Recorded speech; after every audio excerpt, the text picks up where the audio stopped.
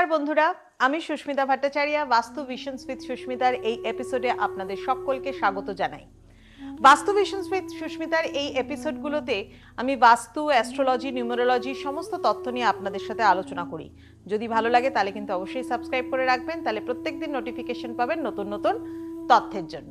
আজকে একটা খুব গুরুত্বপূর্ণ তথ্য নিয়ে আলোচনা করব, সেটা হচ্ছে আমরা সব কিছুই করতে চাই ভালোর জন্য, কিন্তু ভালোর জন্য করার পেছনে যে কারণগুলো থাকে বা কেন করছি, কি কারণে করছি, বা আরেকটু কিভাবে ভালো করা যায় সেটা সম্পর্কে আজকে কিন্তু জানবো।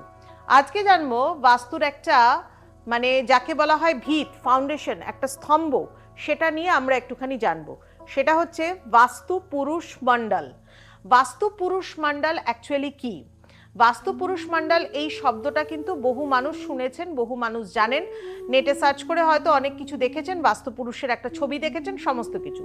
অ্যাকচুয়ালি বাস্তু পুরুষ মণ্ডল যেটা রয়েছে সেটার মাধ্যমে আমরা কি করে থাকি, এটার মিনিংটা কি রয়েছে, কোন দিকে কি ঘর হবে, শুধু সেটা? অ্যাকচুয়ালি ব্যাপারটা হচ্ছে কিছুটাও সেটা। তার কারণ হচ্ছে আর্কিটেকচারাল স্ট্রাকচার আপনার বাস্তুর ক্ষেত্রে কিরকম হবে, বাস্তু পুরুষ মণ্ডল কিন্তু সেটাই রিপ্রেজেন্ট করছে, সেটাই কিন্তু বলে দিচ্ছে। বাস্তু পুরুষ মণ্ডলের পেছনে একটা গল্প রয়েছে, সেটা একটু আমি আপনাদের সাথে একটু ছোট্ট অল্প করে শেয়ার করি। তাহলে বাস্তু পুরুষ মণ্ডলেরও কিন্তু পেছনে একটা গল্প রয়েছে, ইয়েস, একটা ম্যাথোলজিক্যাল গল্প রয়েছে। এবং সেই গল্প বলছে যে বাস্তু পুরুষকে বিশেষ তিথিতে, ভাদ্র মাসের শুক্লা তৃতীয়াতে, শনিবার দিন বিশাখা নক্ষত্রে ভূমিতে স্থায়িত করা হয়েছিল। অ্যাকচুয়ালি ইনি ছিলেন একজন ডেমন, যার ক্ষুধা কিন্তু কখনোই মিটতো না, অর্থাৎ দৈত্য। ক্ষুধা তার কখনোই মিটতো না। সেই ক্ষুধাকে মিটিয়ে 43 জন দেবতা একসাথে তাকে শায়িত করেছিলেন একেবারে মাটিতে। এবং তিনি ব্রহ্মার কাছে বলেছিলেন যে তার ক্ষুধা যেন মিটিয়ে দেওয়া হয়, না হলে তো তিনি ইউনিভার্সকেও হয়তো গ্রাস করে ফেলবেন, এই রকম তার ছিল ক্ষুধা। যাই হোক, সেই গল্পে আমরা অতদূর যাচ্ছি না, কিন্তু তাকে যে দিনে শায়িত করা হয়েছিল সেই দিনের মাহাত্ম্য কিন্তু অবশ্যই রয়েছে বাস্তুশাস্ত্রেও। যে কারণে ভাদ্র মাসের শুক্লাপক্ষের তৃতীয়া তিথি এবং শনিবার দিন, এবং সেই দিন ছিল বিশাখা নক্ষত্র, সেই বিশাখা নক্ষত্রে তাকে স্থায়িত করা হয়। ব্রহ্মা অবস্থান করেন তার একেবারে নাভিকুণ্ডলিতে, অর্থাৎ তার ব্রহ্মস্থল, যে কারণে যে কোনো বাস্তুর মধ্যে মধ্যিখানের জায়গাকে আমরা বলে থাকি। তিনি শায়িত অবস্থায় রয়েছেন, প্রণামের ভঙ্গিতে রয়েছেন। তার প্রণামের ভঙ্গি ছিল উত্তর পূর্বমুখী হয়ে, অর্থাৎ ঈশান কোণের দিকে তার মস্তকের অংশ, পায়ের দিক ছিল দক্ষিণ পশ্চিম অর্থাৎ নৈঋত কোণের দিকে। তার ডান হাত ছিল দক্ষিণ পূর্ব দিকে, তার বাম হাত ছিল হচ্ছে উত্তর পশ্চিমে। এইভাবে সে শায়িত অবস্থায়। এটাকে বলা হয় স্টেবল বা স্ট্যাটিক বাস্তু, বা যেটাকে বলা হয় স্থির বাস্তু। এই স্থির বাস্তু হিসাবে আর্কিটেকচারাল যে ডায়াগ্রামগুলো করা হয় তাতে নর্থ ইস্টের দিকে স্লোপিং রাখা হয়, সাউথ ওয়েস্টের দিকে হাই পজিশন রাখা হয়, এবং তার সাথে সাথে হচ্ছে ব্রহ্মস্থলকে ওপেন স্পেস রাখা হয়, ব্রহ্মস্থলটাকে খালি রাখা হয়, কোনো পোস্ট অ্যান্ড পিলার সেখানে রাখা হয় না। এটার মাহাত্ম্য, গুরুত্ব কিন্তু অনেক, কারণ বলা হয় প্রত্যেকটা ডিরেকশন এক এক ধরনের এনার্জিকে রিপ্রেজেন্ট করে। যেমন পূর্ব দিক হেলথ এনার্জি, সেদিকে সূর্য ওঠার দিক, বাড়ির ওই সাইডটা যদি ব্লক হয়ে থাকে তাহলে সেই দিকটা কিন্তু আপনার বাস্তুর ক্ষেত্রে অশুভ প্রভাব ফেলবে শরীর স্বাস্থ্যগত দিক থেকে। দক্ষিণ দিক হচ্ছে উচ্চস্থান, সেই দিকে যদি আপনি কোনো রকম ভাবে ঢালু অবস্থান করেন, সেই দিকে যদি স্লোপিং করেন, বাড়িতেও কিন্তু টাকা পয়সা থাকবে না, জলের মতো বেরিয়ে যাবে।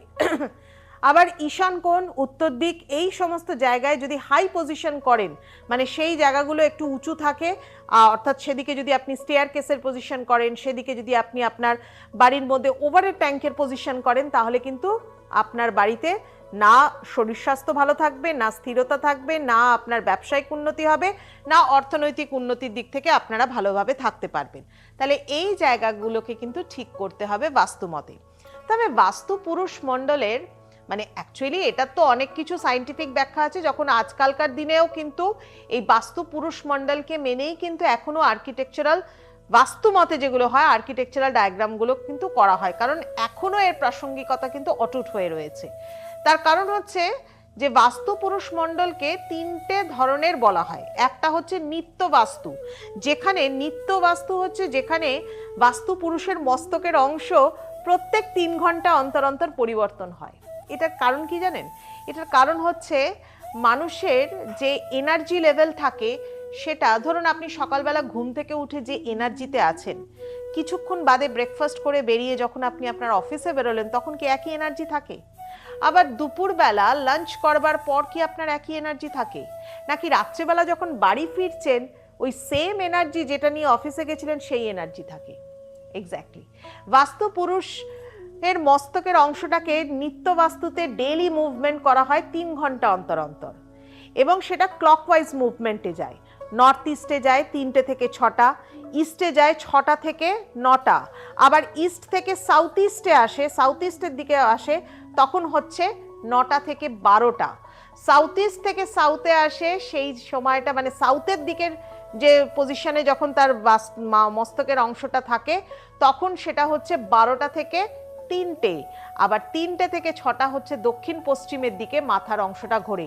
যে কারণে দক্ষিণ পশ্চিমে বেডরুম হওয়া, দক্ষিণ পশ্চিমে রিল্যাক্স করবার জায়গা কিন্তু খুব শুভ হয়ে থাকে। আর সব থেকে এনার্জেটিক জায়গা যেটা, সেটা হচ্ছে সাউথ ইস্টের জায়গা, যে সময়টাতে একদম হাই পিক আপ পজিশনে থাকে, যেটা হচ্ছে 12টা, মানে 3টে থেকে 12টা, একেবারে 9টা থেকে 12টা, সেই সময় বলা হচ্ছে দক্ষিণ পূর্ব দিকে, যে কারণে কিচেন রাখবার কথা। সূর্যের তেজ পরিমাণ প্রচুর পরিমাণে থাকে, আমরা হেলথ ওয়াইজ ওয়েলথ ওয়াইজ ভালো থাকতে পারি।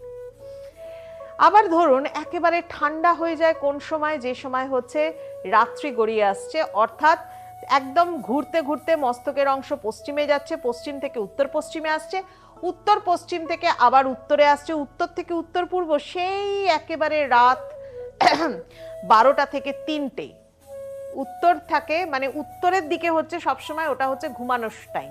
অ্যাকচুয়ালি আমরা যে বলি না early to rise and early to bed, এটা আমরা কথাটা বলে থাকি না, এটা কিন্তু বাস্তুও তাই বলছে। আপনি যদি এই জিনিসটাকে মেনটেন করেন, এতে কিন্তু আপনার শরীরও ভালো থাকবে। আমি জানি না কেন আমার মনে হয় এখন মানুষ সেটাকে মেনটেন করবার চেষ্টা করেন, কারণ রোগ তো মানুষের বেড়ে চলেছে দিনের পর দিন।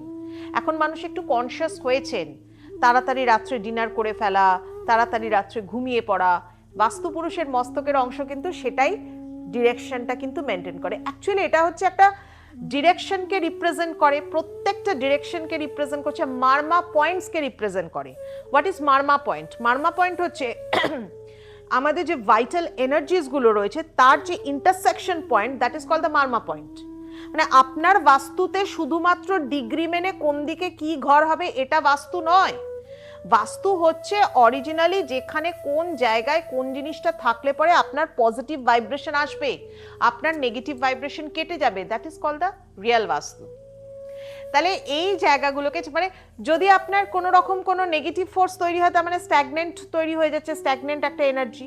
আবার যেখানে পজিটিভ ভাইব্রেশন তৈরি হচ্ছে সেখানে আপনার তৈরি হচ্ছে প্রাণ শক্তি, অর্থাৎ পজিটিভিটি, প্রাণ শক্তি, যে বাস্তুতে থাকাকালীন আপনি শরীরের দিক থেকে বলুন, মনের দিক থেকে বলুন, সব দিক থেকে কিন্তু ভালো থাকবে। এটা হচ্ছে নিত্য বাস্তু। এরপরে হচ্ছে আরেক ধরনের বাস্তু হয় যেটাকে বলা হচ্ছে মানে মুভিং বাস্তু, যেটাকে বলা হয় ছাড়া বাস্তু। এই মুভিং বাস্তু হচ্ছে সিজনাল, মানে প্রত্যেক 3 মাস অন্তর অন্তর বাস্তু পুরুষ তার মস্তকের অংশকে চেঞ্জ করে।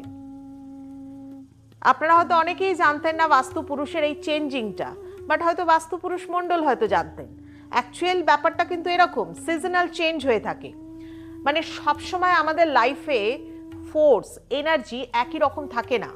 ঠিক যেরকম সকালবেলা যখন আপনি আফটার বেড, মানে বিছানা থেকে ওঠার পরেই ওয়েক আপ টাইমে আপনার কিন্তু অতটা এনার্জি আসে না, আস্তে আস্তে একটু একটু করে তার 2 ঘন্টার মধ্যে কিন্তু আপনি ফুল এনার্জি পেয়ে যান কাজে যাবার জন্য, কাজে নেমে পড়ার জন্য। আবার যখন রাত্রিবেলা বাড়িতে ফেরেন তখন কিন্তু এনার্জি পিক লেভেলে থাকে না, তখন কিন্তু একদম ডাউন লেভেলে, তখন রিল্যাক্সেশনের টাইম, স্লিপিং টাইম। তাই এই রকম ভাবে জিনিসটাকে মানায়। ঠিক সেই রকম ভাবে 3 মাস অন্তর অন্তর, যেমন ধরুন এই যে বলা হচ্ছে ভাদ্র মাসের তৃতীয়াতে শনিবার দিন বিশাখা নক্ষত্রে বাস্তুপুরুষকে শায়িত করা হয়। তারপরে আগস্ট থেকে নভেম্বর মাস অবধি মানে বাস্তু পুরুষের মস্তকের অংশ থাকে ঈশানের দিকে, তারপর সেটা চেঞ্জ হতে থাকে, সব কিন্তু ক্লকওয়াইজ। তারপর 3 মাস অন্তর অন্তর, তারপরেই সেটা চেঞ্জ হবে কিভাবে, নভেম্বর থেকে আবার চেঞ্জ হবে ফেব্রুয়ারি, মিড ফেব্রুয়ারি থেকে মিড মে চেঞ্জ হবে, আবার মিড মে থেকে অগস্ট। এইভাবে কিন্তু 3 মাস অন্তর অন্তর বাস্তুপুরুষের মস্তকের অংশ চেঞ্জ হতে থাকে। ঠিক সেইভাবেই কিন্তু প্রেডিকশন করা হয় অ্যাজ এ বাস্তু কনসালটেন্ট। নট দ্যাট পৃথিবীতে কোনো কিছুই কিন্তু স্ট্যাটিক নয়, কোনো কিছুই স্থির নয়। আমি আপনি প্রত্যেকে প্রতিনিয়ত কিন্তু পৃথিবীর এই রোটেশন আর রেভলিউশনের সাথে সাথে ঘুরছি। পৃথিবী তার অ্যাক্সিসের ওপর 66.5 ডিগ্রি অ্যাক্সিসের ওপর ঘুরছে, আমি আপনি সবাই ঘুরছি। ঠিক সেই রকমভাবে পৃথিবীর যে রেভলিউশন হচ্ছে সেটাতেও কিন্তু আমরা প্রত্যেকে ঘুরছি সূর্যের চারিদিকে। রোটেশন আর রেভলিউশনে এইভাবে যে আমরা ঘুরে বেড়াচ্ছি, ঠিক সেরকম আমাদের জীবনের চাকাটাও কিন্তু কখনো থেমে থাকে না।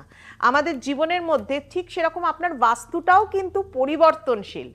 আপনি একবার বাস্তুতে কোনো কিছু পরিবর্তন করেছেন, কোনো কিছু স্থায়ীভাবে চেঞ্জ করেছেন, সারা জীবন জেনারেশনের পর জেনারেশনই সেটা আপনাকে ফলপ্রাপ্ত দিয়ে যাবে তা কিন্তু নয়। সেখানে আপনার কর্মফল জড়িত, সেখানে আপনার অর্জিত ভাগ্য জড়িত, নতুন যারা জন্মাচ্ছে তাদের স্বর্গীয় ভাগ্য জড়িত, সমস্ত কিছু। আর বাস্তু পুরুষ মণ্ডলকে এইভাবেই আজ থেকে কত বছর আগে, হাজার হাজার বছর আগে সেইভাবেই কিন্তু ডিজাইন করা হয়েছিল। এখনকার দিনে মডার্ন আর্কিটেকচারাল সিস্টেমও কিন্তু এই বাস্তুর যে পুরুষ মণ্ডল সেটাকে মেনটেন করেই বাস্তু হিসাব মতোই কিন্তু তৈরি করা হচ্ছে। সেটা অ্যানসায়েন্ট হোক বা মডার্ন সায়েন্স হোক, মডার্ন আর্কিটেকচারাল ব্যাপার হোক, সেখানেও কিন্তু করা হচ্ছে। তাই যে কারণে বলা হচ্ছে যে অবশ্যই কিন্তু বাস্তুকে মানতে হলে সঠিকভাবে বিভ্রান্তি দূর করে মানুন। কখনোই কিন্তু এই রকম ভাবে বাস্তু মানবেন না যে বাস্তু মানেই হচ্ছে শুধুমাত্র আমার বাড়ির ঈশান কোণে কি আছে আর আমার বাড়ির দক্ষিণ দিকে কি আছে। সঠিকভাবে তাকে জানতে হবে, সঠিকভাবে মানতে হবে। যাই হোক, অনেক কিছু বললাম আপনাদের সাথে, অনেক কিছু শেয়ার করলাম। এরকম প্রত্যেক দিনই যদি জানতে চান ভিডিওসগুলো আপনাদের জন্য কোনো উপকারে লাগে, তাহলে কিন্তু অবশ্যই আমার চ্যানেলটাকে সাবস্ক্রাইব করবেন, বাস্তু ভিশনস উইথ সুস্মিতা এই পেজটা, এবং প্রত্যেক দিন নোটিফিকেশন পাবেন। আমার এই নামেই কিন্তু বাস্তু ভিশনস উইথ সুস্মিতার নামেই ফেসবুক পেজও আছে, এবং তার সাথে সাথে কিন্তু আপনারা আমাকে ইনস্টাগ্রামেও এই বাস্তু ভিশনস উইথ সুস্মিতা এই নামেই পেয়ে থাকেন। যারা জানতে চাইছেন, যারা দেখতে চাইছেন, যারা মনে করছেন বাস্তুকে অ্যাপ্লাই করলে জীবনটা ভালো হতে পারে, ভালো হওয়ার জন্য ছোটোখাটো আমরা অনেক কিছু করি, তো এটাও করতে পারেন, তাতে আপনি ভালো থাকবেন, আপনার পরিবার ভালো থাকবে। যাই হোক, আজকে আসি এই পর্যন্তই। সবাই ভালো থাকুন, সকলকে ভালো রাখুন।